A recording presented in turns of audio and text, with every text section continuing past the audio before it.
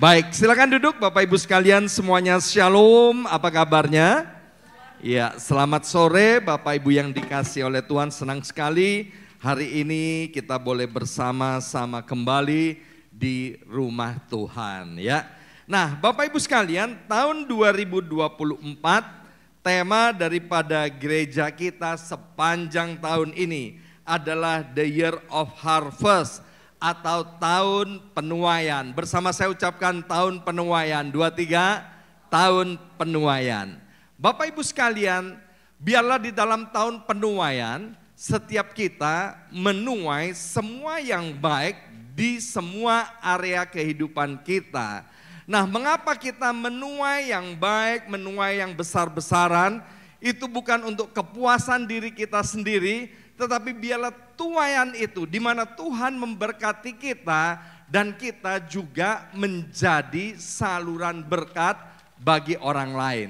Itu poinnya Bapak Ibu sekalian. Mari kita buka ayat emas kita dari Mazmur 126 ayat yang kelima dan ayat yang keenam. Inilah ayat emas kita untuk tahun 2024. Mari kita baca bersama-sama 2, 3. Orang-orang yang menabur dengan mencucurkan air mata akan menuai dengan bersorak-sorai.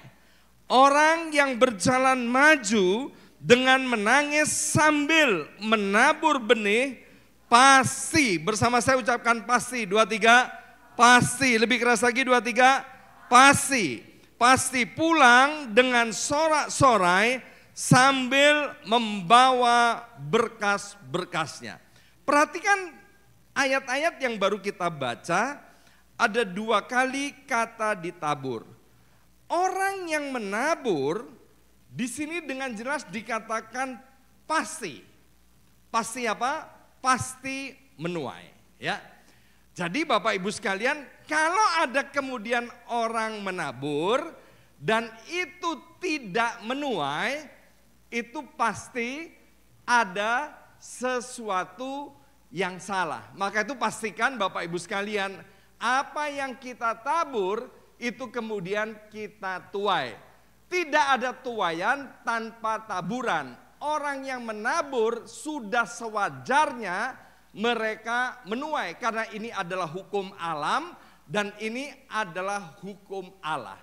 Hari ini Bapak Ibu sekalian, apapun keadaan kita, sadar atau tidak sadar, ini karena taburan kita di waktu-waktu yang lampau. Sekali lagi, keadaan kita hari ini itu karena taburan-taburan kita di masa-masa yang lampau. Kalau kita puas dengan keadaan kita hari ini, maka kerjakan apa yang kita pernah kerjakan di waktu-waktu yang lampau. Sebab kalau kita hari ini tidak mengerjakannya, apa yang kita sudah kerjakan di waktu-waktu yang lampau, jangan mimpi ke depannya kita akan menuai. Ya, kalau kita berhenti menabur, maka kita akan berhenti menuai. Tapi kalau kita kurang puas dengan apa yang kita alami hari ini, kita boleh introspeksi Bapak Ibu sekalian. Apakah kita salah menabur atau apa yang kita tabur kurang banyak? Nah, ketika kita introspeksi, sekarang kita ambil keputusan. Apa yang kita akan tabur sehingga di waktu yang akan datang kita bisa menuainya. Dan di bulan Februari ini tema kita adalah rawatlah benihmu. Bersama saya ucapkan rawatlah benihmu. 2, 3, rawatlah benihmu. Mari kita buka Alkitab kita dari kitab Ulangan pasal 28 ayat yang ke-38. Ayo kita baca bersama-sama ayat 28 sampai 30. Maksud saya Ulangan pasal 28 ayat 38. 2, 3. Banyak benih yang akan kau bawa ke ladang, tetapi sedikit hasil yang akan kau kumpulkan, sebab belalang akan menghabiskannya. Coba Bapak Ibu sekalian renungkan ayat ini. Ini kan luar biasa. Orang membawa banyak benih, orang menabur, tetapi hasilnya tidak sesuai yang diharapkan, hasilnya terlalu sedikit. Dalam Alkitab Perjanjian Baru dikatakan begini, jangan sesat, Allah itu tidak bisa dipermainkan. Apa yang ditabur orang itu yang akan dituainya. Orang yang menabur kecurangan, dia pasti menuai bencana. Sekali lagi, orang yang menabur kecurangan pasti menuai bencana. Alkitab juga bilang begini, kalau kita bersyukur, kita bergembira atas kecelakaan orang lain, maka kecelakaan itu juga akan segera datang ke dalam hidup kita. Itu bicara tentang hukum tabur dan tuai. Ya, dan perhatikan di sini ada kata belalang, Bapak Ibu sekalian. Jadi mengapa orang menabur banyak, bawa benih yang banyak ke ladang, tapi hasilnya sedikit? Ternyata Bapak Ibu sekalian waktu mau panen itu dimakan oleh belalang. Pakistan itu berdekatan dengan Cina, Bapak Ibu sekalian ya. Posisi geografiknya itu dekat banget antara Pakistan dengan Cina. Satu kali ada hama belalang di Pakistan. Belalang itu kan makannya daun-daunan hijau, kemudian tanam-tanaman, kuning. Kan kalau ada pohon avokado, itu kemudian pohonnya sudah berbuah, belalang itu makan. Saya pikir yang suka cuman saya aja. Ternyata belalang suka. Kemudian kalau ada pohon mangga dan pohon mangga itu berbuah, maka buah mangga itu juga disikat habis oleh belalang itu. Kembali ke Pakistan, maka Cina berbaik hati. Waktu itu dia mengirimkan 100.000 ekor bebek, Bapak Ibu sekalian ya. Bukan bebek enggang seperti yang 16 tahun lalu Ibu pernah ngidamnya, bukan. Ini bebek hidup Bapak Ibu sekalian ya. Dikirim 100.000 ekor bebek ke Pakistan.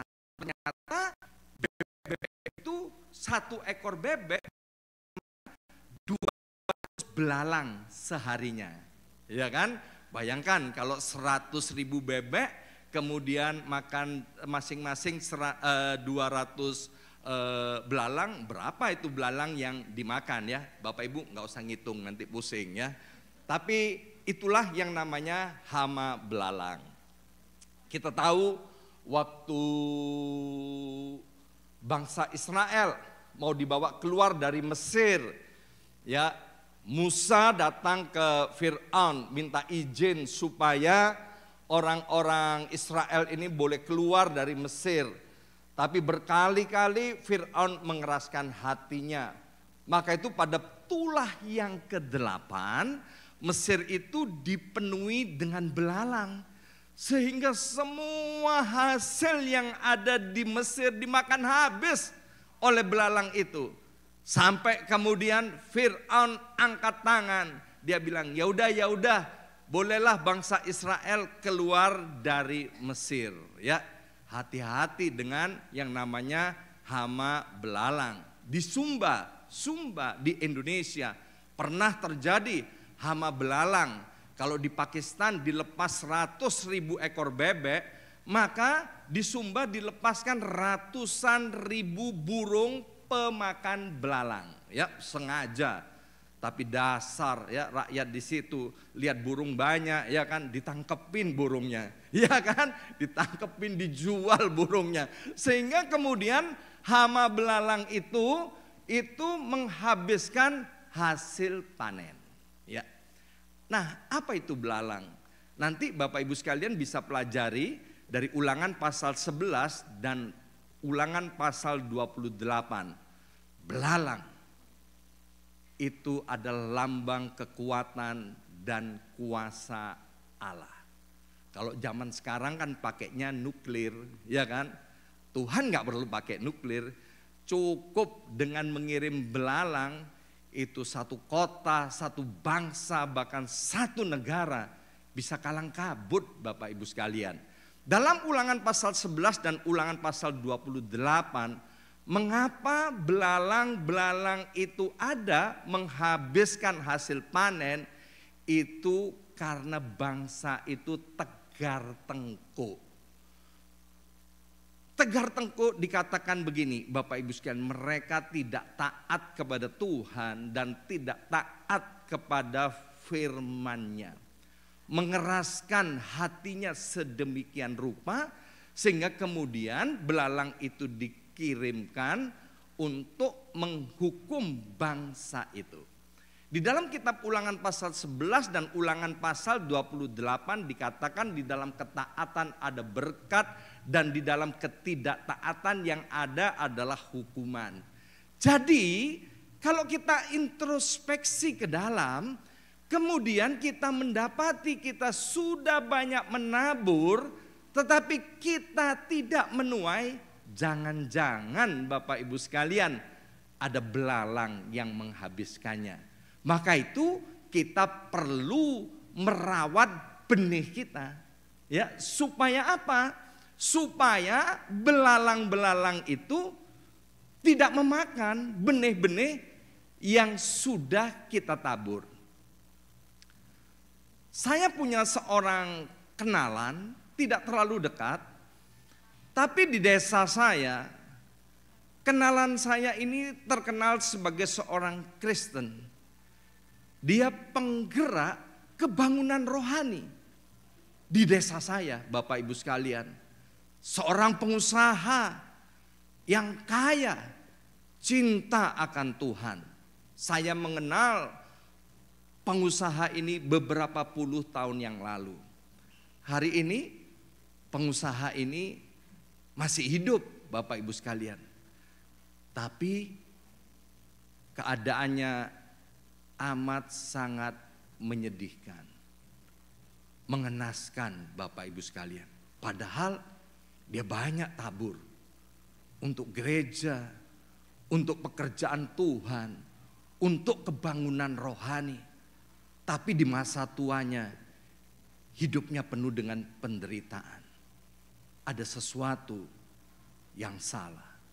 Belalang memakan habis benih-benih yang ditabur itu. Dalam kitab Mazmur 92 dikatakan kalau orang itu benar, Bapak Ibu sekalian. Kita itu kan semua orang berdosa, orang yang tidak benar. Tapi kita dibenarkan bukan karena perbuatan baik kita. Kita dibenarkan oleh anugerah Allah. Kalau kita terus-menerus hidup di dalam anugerah Allah, Mazmur 92 berkata, kamu nanti akan tua. Setiap kita pasti akan tua. Tapi waktu kamu tua, kamu tetap segar. Waktu kamu tua, hidupmu tetap menjadi berkat. Maka itu saya seringkali berkata begini, kalau Bapak Ibu sekalian ingat saya, apa yang saya katakan, jangan sampai kita makin tua, hidupnya makin menderita.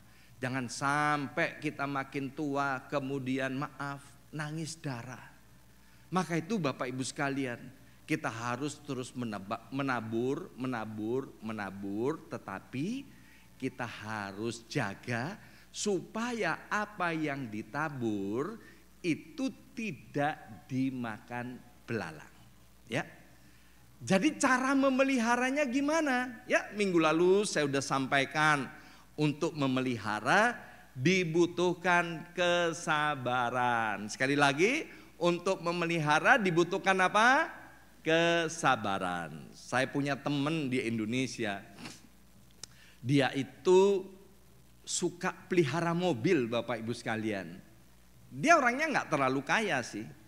Tapi kalau dia punya mobil, itu dirawat sedemikian rupa. Dia punya alat-alat itu Ya, mulai alat gosoknya, obat gosoknya, vakum cleanernya, obat cucinya. Aduh, mobilnya luar biasa Bapak Ibu sekalian. Sampai orang bilang gini, Pak, nanti kalau mobilnya mau dijual, ya tolong saya dihubungi pertama. Saya kepengen beli mobil Bapak. Kenapa? Karena dirawat dan dia merawatnya dengan sabar. Artinya merawat tidak boleh putus asa. Never ever give up. Dilarang menyerah, ya. Nah, yang pertama, apa yang harus kita lakukan? Mari kita lihat dari kitab Amsal. Oh ya, saya belum kasih judul ya. Saya kasih judul renungan pada hari ini, yaitu kamu tidak akan malu lagi. Ya. Kamu tidak akan malu lagi. Aduh, keren banget. Nanti saya kasih tahu ayatnya ya pada akhir khotbah ini. Coba kasih tahu kiri kananmu, ya kan? Kamu tidak akan malu lagi. Coba kasih tahu dulu kiri kananmu, kamu tidak akan malu lagi. Ya, jangan sampai malu seperti kenalan saya, pengusaha di desa saya. Hari ini Bapak Ibu sekalian, kenalan saya ini dia nggak mau ketemu orang. Sama istrinya udah bertahun-tahun dia nggak bicara satu dengan yang lainnya. Dia udah nggak ke gereja Bapak Ibu sekalian. Pahit, kecewa, pindah dari satu gereja ke gereja lain. Nggak cocok di sini, nggak cocok di sana. Pindah lagi. Akhirnya dia nggak ke gereja. Anak, mantu, cucunya di desa itu malu dia. Melihat apa yang terjadi atas opanya, atas grandpanya, atas suaminya, atas papanya. Bapak Ibu sekalian, saya tahu Tuhan mencintai setiap kita, amin. Kita tidak akan malu lagi selama-lamanya, amin. Jadi yang pertama, mari kita lihat dari kitab Amsal. Ini yang harus kita rawat, harus kita jaga. Amsal pasal 4 ayat 23. Jagalah hatimu dengan segala kewaspadaan, karena dari situlah terpancar kehidupan. Jadi poin yang pertama Bapak Ibu sekalian, cara merawat benih yang sudah kita tabur, yaitu dengan menjaga hati. Yuk bersama saya ucapkan jaga hati. 2, 3, jaga hati. Lebih keras lagi 2, 3, jaga hati. Ya, yang harus dijaga adalah hati kita sendiri, bukan hati orang lain. Ya, kita kan pengennya mau jaga hati orang lain. Enggak, Alkitab bilang yang harus kita jaga adalah hati kita sendiri. Kita pinter loh jaga rumah kita, ya kan? Dipasangi CCTV, kemudian dipasangi apa lagi? Kunci-kunci yang modern. Apa tuh sampai lupa namanya, bling atau sling atau apa, ya kan? Kemudian macam-macam lah, ya kan? Itu pinter jaga rumah. Saya mobil gereja karena udah pernah hilang Bapak Ibu sekalian. Itu mobil saya pasang stang besi, cekrek. Yang kedua, dikasih alarm. Yang ketiga, dijaga dengan asuransi. Kalau sampai sewaktu-waktu hilang bisa diganti oleh asuransi. Dijaga, ya kan? Tapi seringkali kita gagal untuk menjaga hati. Hari ini saya nggak akan khotbah tentang menjaga hati. Saya minta Bapak Ibu sekalian nanti bisa mendengarkan dari YouTube channel dari gereja BMC ini, di mana pada hari Kamis tanggal 8 Februari kita mengundang pembicara yang luar biasa, yaitu Bapak Pendeta Sukirno Tarjadi dalam acara Worship from Home. Ya, setiap hari Kamis kita ada acara Worship from Home yang mana kita adakan secara live, bisa diikuti melalui ruangan Zoom maupun YouTube channel dari gereja BMC New York. Kami sengaja mengundang pembicara-pembicara yang berkualitas tinggi, yaitu agar membekali jemaat supaya jemaat mengakar dengan kuat, bertumbuh di dalam Tuhan, dan kemudian menjadi dewasa. Ya, nah salah satunya Pastor Sukirno, ini saya kutip poin-poin daripada apa yang diajarkan oleh Pastor Sukirno ini ya. Yang pertama, untuk menjaga hati kita ini harus punya prinsip gini. Apa yang dilakukan memang sudah seharusnya dilakukan. Dapat apresiasi maupun tidak dapat apresiasi, I don't care ya. Yang kedua, sudah seharusnya kita menghargai orang lain dan tidak menuntut orang lain menghargai kita. Itu cara menjaga hati. Pengharapan akan tetap ada. Mungkin hari ini kita tidak menerimanya, tapi satu saat kita akan mendapatkannya. Dan yang keempat, tetap bersyukur dan memberikan yang terbaik. Saya mau sampaikan begini, Bapak Ibu sekalian. Untuk membuktikan bahwa kita sudah jaga hati. Jaga hati itu jaga hati seperti apa, Pak? Intinya begini, jaga hati apakah hati kita itu sudah taat kepada Tuhan dan firman-Nya. Ya, itu yang harus jadi barometer. Alkitab bilang dari buahnya kamu akan ketahuan pohonnya.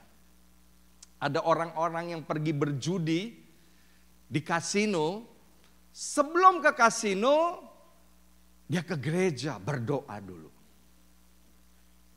Dan kemudian dia pergi ke kasino. Dia bilang kepada saya, yang penting kan hatinya ya Pak ya. Iya, tapi Alkitab bilang dari buahnya itu ketahuan pohonnya. Hatimu itu busuk. Hatimu itu penuh setan. Loh kok bilang begitu Pak Pendeta? Saya kan sebelum ke kasino berdoa dulu. Iya, saya tidak menghakimi, tapi Alkitab berkata dari buahnya kamu akan tahu pohonnya. Orang yang berzina Bapak Ibu sekalian, selingkuh, ya kan? Waktu selingkuh dia bilang begini, ya kan? Yang penting ya Pak Pendeta, Tuhan kan tahu hati saya. Oh iya, Tuhan maha tahu. Manusia melihat rupa, Tuhan melihat hati. Tidak seorang pun bisa menyembunyikan hatinya. Dalam lautan bisa diduga, dalam hati siapa yang tahu. Kamu, karena kamu selingkuh, hatimu penuh setan. Hatimu itu busuk. Ya. Jadi jangan kamu kemudian membela diri, yang penting hatinya. Yang penting hatinya yaitu apakah hatimu itu senada dengan sorga. Apakah hatimu itu taat kepada Tuhan atau tidak. Itulah yang disebut menjaga hati. Saya percaya Bapak Ibu sekalian, benih yang kita tabur. Kalau kita jaga hati kita benar-benar bebas dari kepahitan, maka apa yang terjadi atas teman saya di desa itu yang hari ini hidupnya penuh dengan penderitaan, hari ini yang hidupnya membuat malu anak mantu cucunya, itu tidak akan terjadi kepada kita. Yang setuju katakan. Mari yang kedua kita lihat Hagai pasal 1 ayat yang ke-6 sampai dengan ayat yang ke-9. Hagai pasal 1 ayat yang ke-6 dan 9. Ayat yang ke-6 bilang begini, kamu menabur banyak. Mirip ini Bapak Ibu sekalian ya. Tetapi membawa pulang hasil sedikit. Kamu makan tetapi tidak sampai kenyang. Kamu minum tetapi tidak sampai puas. Kamu berpakaian tetapi badanmu tidak sampai panas. Dan orang yang bekerja untuk upah, ia bekerja untuk upah yang ditaruh dalam pundi-pundi yang berlobang. Ayat 9. Kamu mengharapkan banyak, tetapi hasilnya sedikit. Enggak alkitabiah banget. Ya, menabur banyak, hasilnya sedikit. Mengharapkan banyak, tapi hasilnya sedikit. Dan ketika kamu membawanya ke rumah, aku menghembuskannya. Oleh karena apa? Demikianlah firman Tuhan semesta alam. Oleh karena rumahku yang tetap menjadi reruntuhan. Sedangkan kamu masing-masing sibuk dengan urusan rumahnya sendiri. Alkitab Perjanjian Baru berkata, tidak tahukah bahwa tubuhmu adalah rumah Allah, bait Allah yang kudus. Kamu menjadikan rumahmu itu sarang penyamun. Seharusnya rumahmu itu jadi rumah doa. Tapi dalam kitab Hagai ini dikatakan, kamu masing-masing sibuk dengan urusan rumahnya sendiri. Ini bicara tentang apa? Tentang kepuasan hawa nafsu. Dagingnya yang dipuaskan. Udah jarang baca Alkitab. Udah jarang merenungkan firman Tuhan. Apalagi zaman modern ini banyak godaan dan gangguan. Udah jarang ada doa secara pribadi. Maka itu waktu kita menabur banyak, hasilnya sedikit. Karena kita repot dengan urusan aku dan diriku dan saya. Nah, ayat ini mau berbicara kepada kita bahwa kita harus mengutamakan Tuhan. Tuhan itu harus nomor satu di dalam kehidupan kita. Kalau di sekitar kita, Bapak Ibu sekalian, karena kita makhluk sosial, banyak hal yang penting. Penting Bapak Ibu sekalian. Mengapa? Karena kita orang penting. Sehingga banyak hal yang penting-penting. Ya, itu nggak salah. Saya hormat Bapak Ibu sekalian. Karena memang Bapak Ibu orang penting. Sehingga banyak hal yang penting-penting di dalam hidup kita. Tetapi dari semua yang penting, rumahku itu juga berbicara tentang Tuhan dan pekerjaan Tuhan. Itu juga berbicara tentang rumah Tuhan. Intinya, Tuhan itu tidak mau dinomorduakan. Tuhan harus nomor satu. Saya seringkali cerita bahwa saya ini sebelum kenal Tuhan tinggal di Pondok Mertua Indah. Enak banget Bapak Ibu sekalian. Nggak mengurusin susunya anak. Susu tiba-tiba celing ada. Nggak ngurusin pulsanya telepon. Nggak bingung bayar listrik. Nggak bingung bayar air. Apalagi mertua saya kaya raya Bapak Ibu sekalian.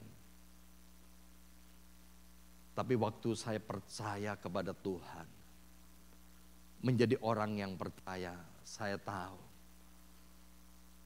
bahwa mertua yang kaya itu gak ada apa-apanya di hadapan Tuhan. Karena segala sesuatu itu datangnya dari Tuhan, oleh Tuhan, dan untuk Tuhan. Sumber di atas segala sumber kehidupan itu hanya Tuhan. Maka waktu saya menjadi percaya, saya menjadi orang Kristen yang militan, yang fanatik tanpa kompromi. Akhirnya saya dan istri membulatkan tekad untuk keluar dari pondok mertua indah. Dan itu tidak gampang. Istri saya takut, nanti makan apa? Nanti gimana bayar listrik, bayar air selama ini kan gak usah bayar apa-apa. Terus mau tinggal di mana? Itu menjadi ketakutan. Akhirnya Bapak Ibu sekalian dalam perjalanan iman saya kepada Tuhan. Kalau hari Minggu saya dan istri gak bisa dikutak-katik. Hari Minggu harus Tuhan. Gak peduli. Mertua saya yang kaya, saudara-saudara yang kaya pernah berjasa, berbuat baik kepada saya. Tapi kalau hari Minggu, no.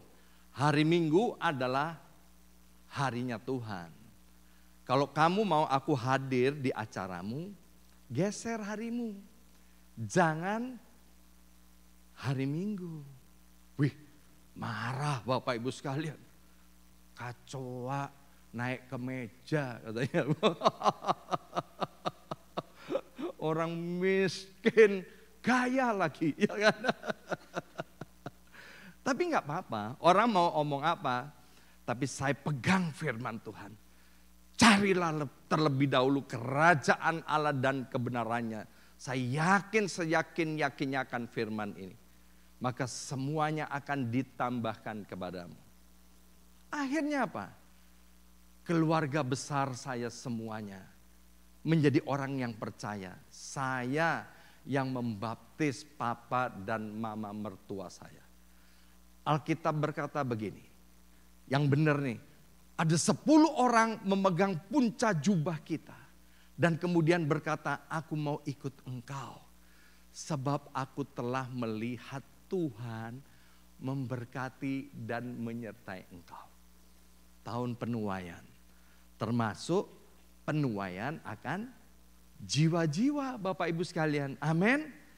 Kalau kita mengutamakan Tuhan,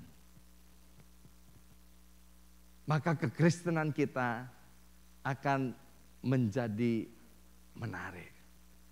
Tapi kalau kita tidak mengutamakan Tuhan, maaf Bapak Ibu sekalian, kekristenan kita dipermainkan orang, menjadi bahan ketawaan orang.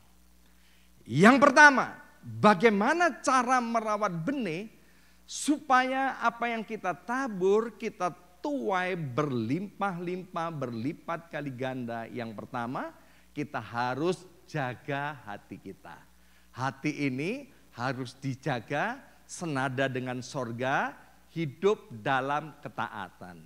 Yang kedua, Tuhan itu harus nomor 1. Kesukaan, kedagingan, semuanya itu bukan nomor 1. Tuhan harus nomor 1. Yang terakhir, mari kita lihat dari kitab Maleakhi pasal yang ketiga. Maleakhi pasal 3 ayat yang ke-10 dan ayat yang ke-11. Ayat yang terkenal sekali.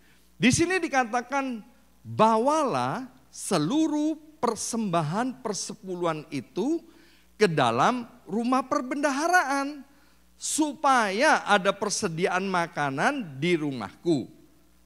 Dan ujilah aku, firman Tuhan semesta alam.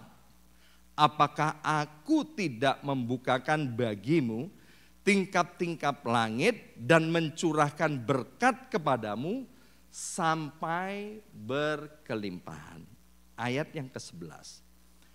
Aku akan menghardik bagimu, apa Bapak Ibu sekalian? Belalang. Ya, aku akan menghardik bagimu belalang pelahap, supaya jangan dihabisinya hasil tanahmu, dan supaya jangan pohon anggur di padang tidak berbuah bagimu, firman Tuhan semesta alam.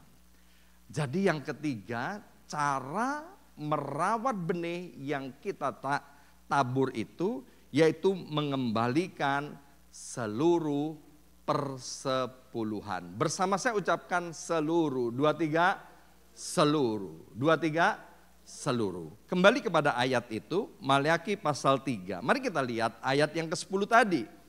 Di sini dengan jelas dikatakan bahwa seluruh persembahan persepuluhan itu harus kita bawa ke dalam rumah perbendaharaan. Ya. Jadi bukan sebagian, bukan 80%, 90% atau 95%, tapi ayat ini dengan jelas berkata seluruh persembahan persepuluhan itu harus kita bawa ke rumah Tuhan. Kemudian lihat ada kata ujilah aku di ayat yang ke-10. Ya, tolong Evelyn ayat yang ke-10 ya. Ini ayat 10 ya. Ujilah aku. Orang Israel gara-gara menguji Tuhan itu yang mati banyak banget. Gak boleh loh menguji Tuhan, gak boleh mencobai Tuhan. Itu dosa besar. Tapi khusus tentang persembahan persepuluhan, Tuhan mengizinkan umatnya untuk mengujinya. Coba lihat ayat ini baik-baik. Ketika kita membawa seluruh persembahan persepuluhan, Tuhan boleh diuji. Ujinya apa? Tuhan bilang, aku akan membukakan bagimu tingkap-tingkap langit, dan setelah itu mencurahkan berkat kepadamu sampai apa? Halo, sampai apa? Sampai apa? Coba baca itu. Ada nggak tulisannya?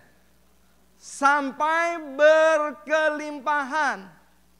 Jadi persepuluhan itu adalah seperti sebuah kunci yang membuka tingkap-tingkap langit.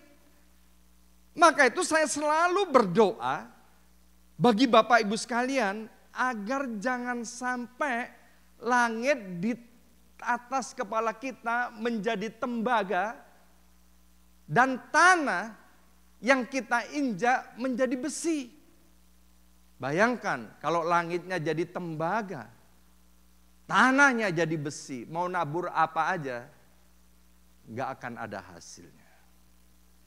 Saya terus berdoa syafaat untuk Bapak Ibu sekalian agar terjadi open heaven, langit yang terbuka. Dan langit itu bisa dibuka ketika kita membawa seluruh persepuluhan ke rumah Tuhan. Dan ketika Bapak Ibu tidak percaya, boleh dicoba, boleh diuji.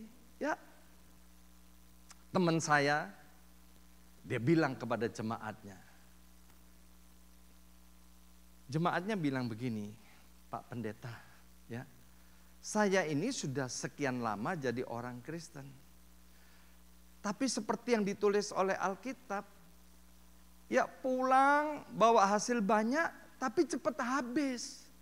Kemudian pendetanya tanya, kamu mengembalikan persepuluhan enggak? Enggak Pak Pendeta. Gini loh, Alkitab bilang kamu boleh menguji Tuhan. Maksudnya gimana? Gini. Gimana kalau kamu sekarang bertindak mengembalikan persepuluhan selama 6 bulan. Nanti lihat setelah 6 bulan, kalau tingkap-tingkap langit tidak dibuka oleh Tuhan dan berkat itu tidak dicurahkan berkelimpahan, kamu boleh berhenti untuk mengembalikan persembahan persepuluhan.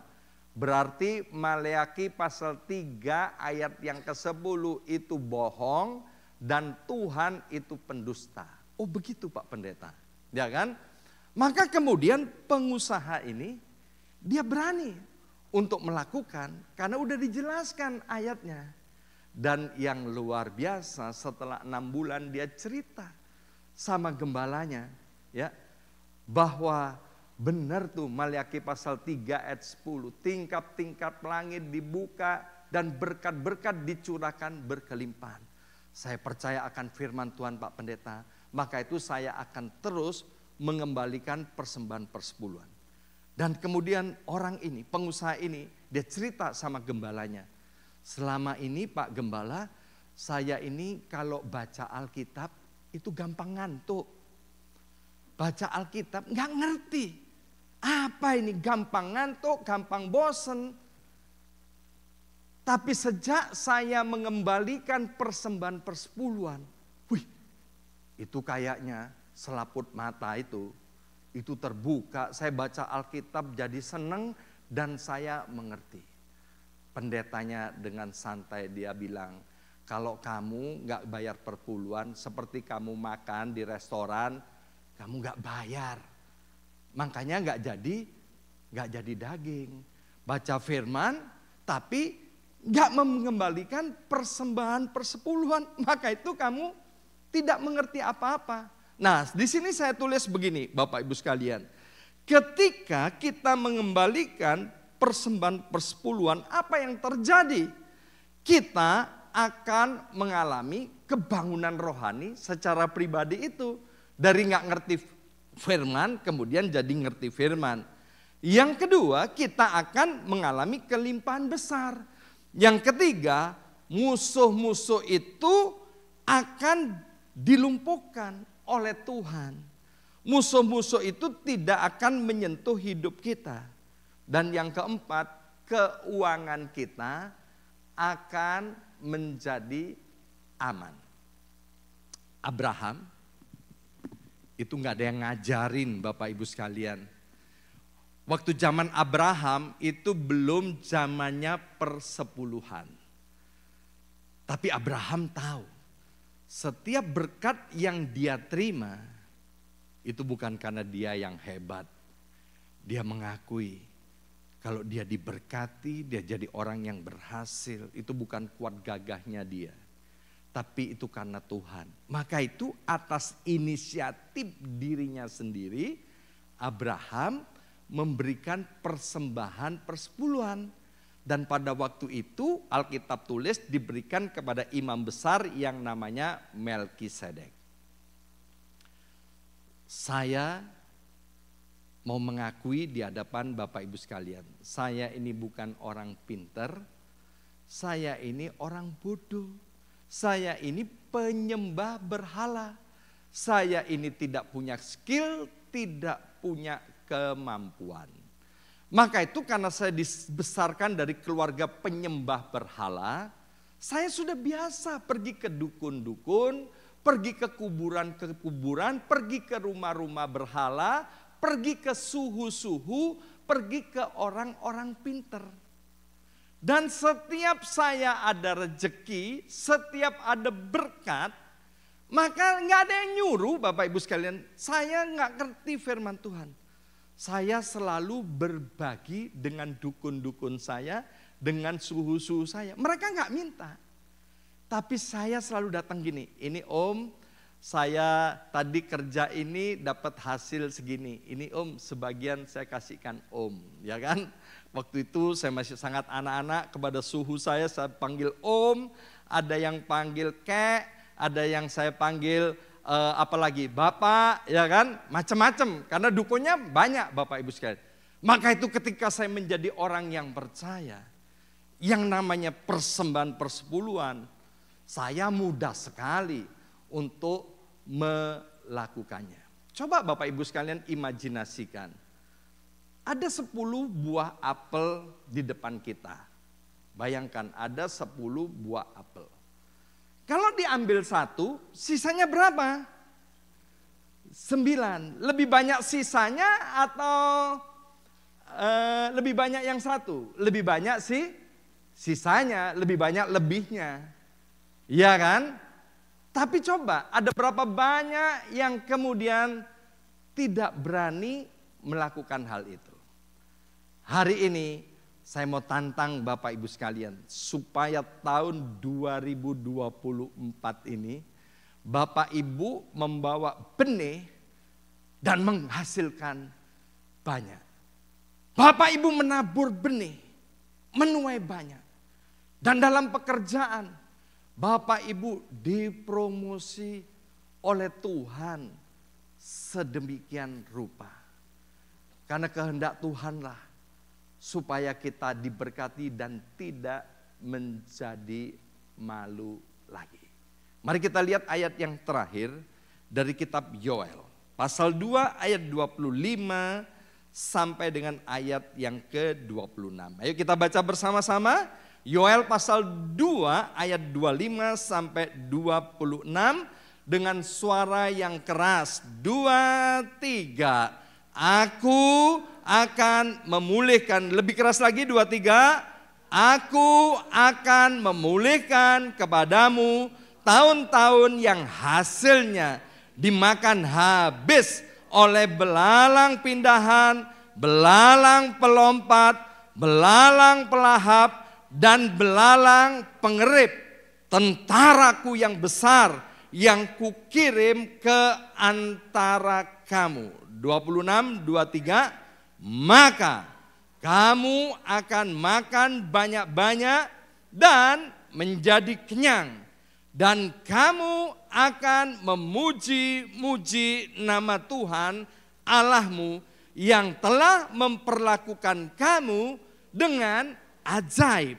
Dan umatku BMC New York tidak akan menjadi malu lagi untuk selama-lamanya. Ulangi mulai dari umatku. 2, 3. Umatku BMC New York tidak akan menjadi malu lagi untuk selama-lamanya. Lebih keras lagi 2, 3.